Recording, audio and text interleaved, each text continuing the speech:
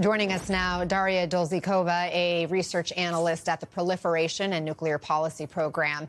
Daria, thanks for taking the time with us. The International Atomic Energy Agency did release an update on Iran's nuclear sites after the U.S. attacks. Their latest one mentions that you can see there is visible damage to Fordow, and enrichment tunnels and plants also appear to have been impacted at two other sites. What questions do you still have about the scale of the damage this morning?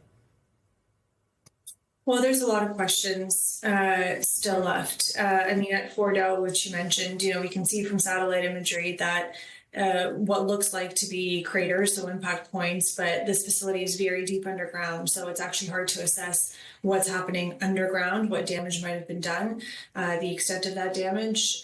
Similar questions around the underground facility at Natanz. We've had a little bit more confirmation around the fact that some of the centrifuges, or many of the centrifuges, seem to have been damaged at that facility as well, but the full extent is still not clear.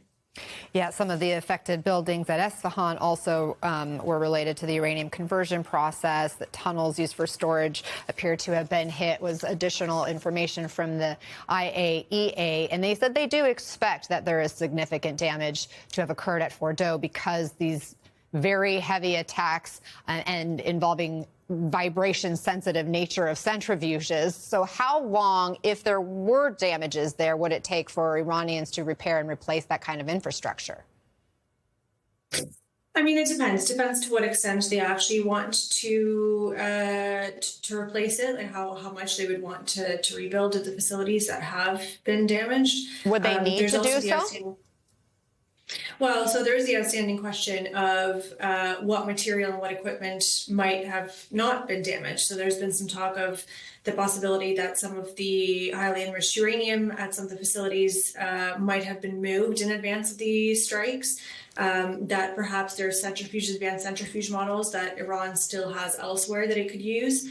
Again, not to be trite, but we don't know, but there might be facilities that Iran could use to reconstitute using existing material if they've managed to save some of that. At the time of the attacks, Iran already had a stockpile of enriched uranium, and you mentioned that they're claiming they moved some of that before these strikes. Here's some of what the White House press secretary said about the impacts of these attacks on that stockpile. Let's watch.